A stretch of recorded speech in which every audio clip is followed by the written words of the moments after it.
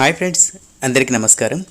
మన రాష్ట్రంలో ration card apply చేయడానికి ఎలాంటి డాక్యుమెంట్స్ కావాలి అని చెప్పేసి చాలామందికి డౌట్స్ అయితే ఉన్నాయి కదండి. సో దీనికి సంబంధించిన ఒక లేటెస్ట్ అప్డేట్ అయితే వచ్చింది.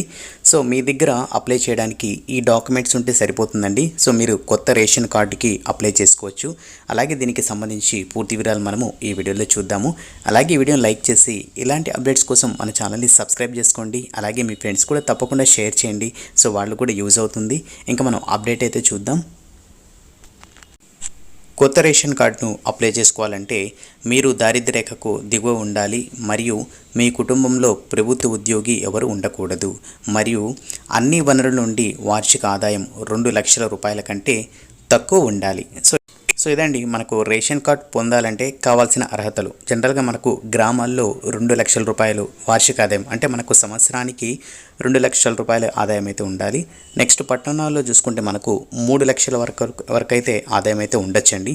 సో దీని లోపల ఎవరికైతే ఆదాయం అయితే ఉంటుందో సో వాళ్ళైతే రేషన్ కార్డ్ అయితే అప్లై చేసుకోవచ్చు.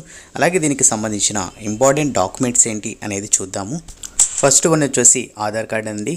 నెక్స్ట్ ఓటర్ గుర్తింపు కార్డు, విద్యుత్ bill, bank passbook, passport size photo, pan card.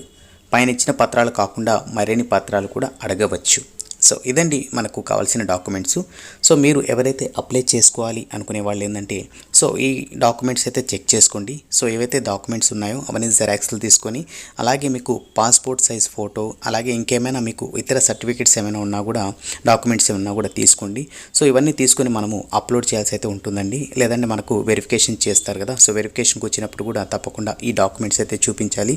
So ఎవరైతే కొత్త రేషన్ కార్డ్ కోసం వెయిట్ చేస్తున్నారో, ఎవరైతే అప్లై చేసుకోవాలనుకుంటున్నారో తప్పకుండా ఈ డాక్యుమెంట్స్ ద్వారా మీరైతే వెరిఫై చేసుకుని అప్లై చేసుకోవచ్చండి.